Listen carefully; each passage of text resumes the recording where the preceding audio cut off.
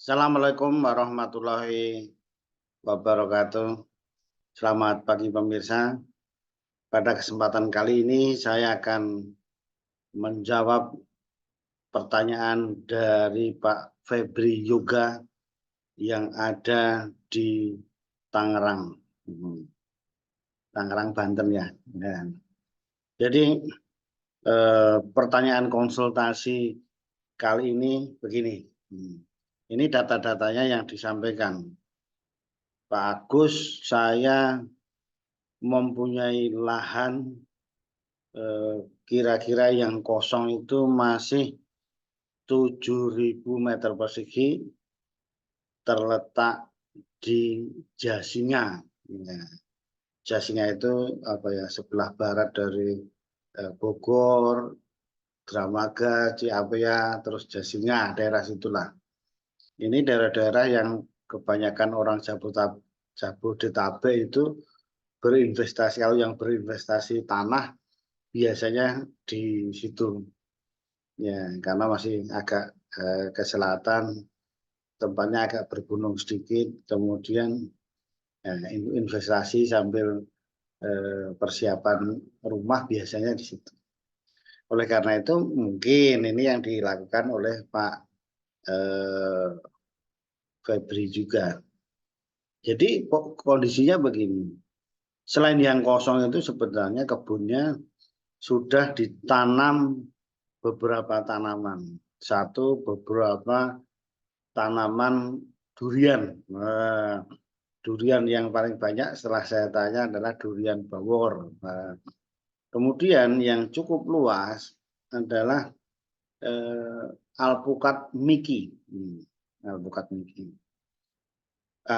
Karena saya tidak tahu, pokoknya intinya ya mungkin sibuk ya karena agak lumayan jauh, kurang terawat. Sehingga yang ditunggu-tunggu alpukatnya belum berbuah lah dan tidak terawat. Oleh karena itu minta saran saya ya, mau ditanam apa lagi ya yang kira-kira keberhasilannya tinggi. Ya, saya sarankan ya secara umum menanam tanaman kelapa. Kelapanya yang mana itu? Yang genjah. Yang genjah. Ini secara umum saya tawarkan kelapa. Karena apa? Tanaman kelapa biasanya satu lebih mudah, lebih praktis, perawatannya tidak seintensif tanaman lain. Meskipun begitu juga harus diperhatikan. Nanti kita sampaikan hal-hal pokok yang harus diperhatikan. Yang kedua, dengan alasan itu dan pertanyaan berikutnya adalah bagaimana Pak potensi bisnisnya, kan begitu. Jadi saya sampaikan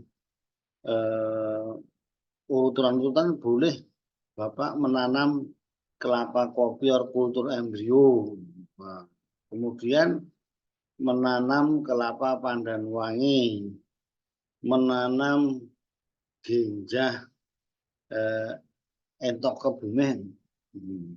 Jadi itu pilihan-pilihannya. Silakan saya informasikan mengenai harga bibitnya dan peluangnya. Ya, nah, ini tergantung kepada modal yang tersedia tentunya. Ya kan dari segi harga bibit ya itu urut-urutannya yang paling mahal kan kelapa kopior kultur embrio, kemudian pandan wangi, kemudian genjah entok. Ya kira-kira itu. Ya seterusnya bagaimana Pak? Saya panjang lebar menjelaskan. Ini kan sama-sama genjah, sama-sama dari populasi tanamnya hampir sama, tinggal kalau potensi pangsa pasarnya saya kira hampir sama, relatif sama. Karena apa? Masing-masing punya segmen pasar tersendiri dan semuanya masih kurang, kan gitu. Jadi semua perspektif tergantung modalnya. Nah, tergantung modalnya itu keuntungannya juga tergantung harga produknya tadi. Iya, jadi itu yang kami sarankan. Ya, jadi penjelasan bisnisnya begini. Nah, ini contoh ya untuk yang kelapa kopi loh.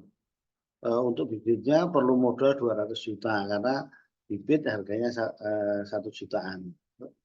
Ya, setelah 4 tahun sudah mulai panen. Nah, panen per janjangnya itu kita ngambil yang paling rendah aja 10 tiap bulan per tanaman. Ini yang paling rendah ya.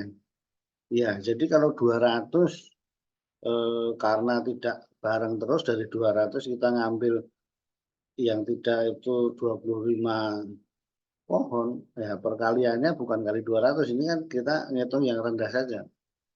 10 kali 170 pohon per bulan. Nah, berapa itu? Coba kita hitung ya pakai kalkulator supaya tidak salah. Nah, coba kita hitung.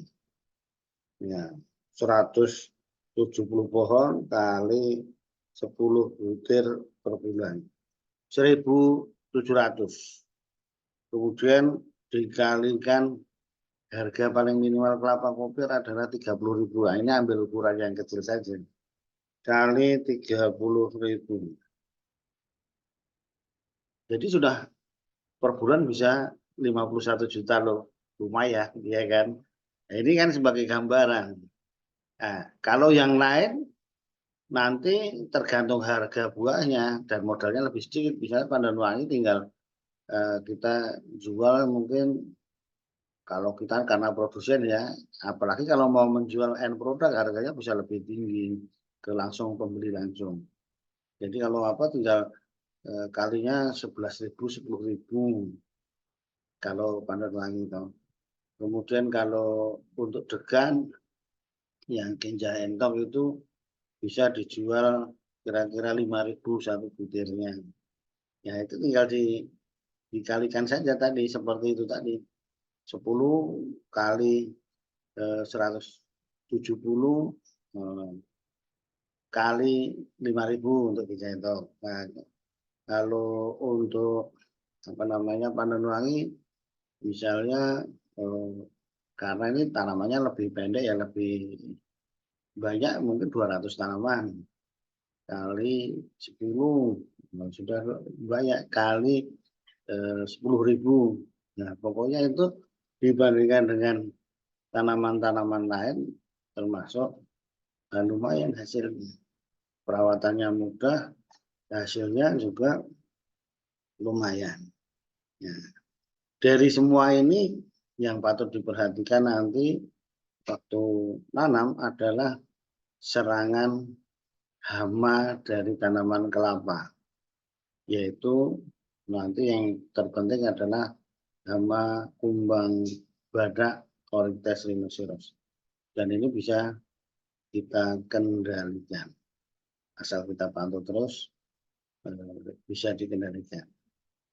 Demikian jawaban saya untuk Pak Febri Yoga. Mudah-mudahan tanah yang dijasinya bisa ditanami oleh tanaman kelapa.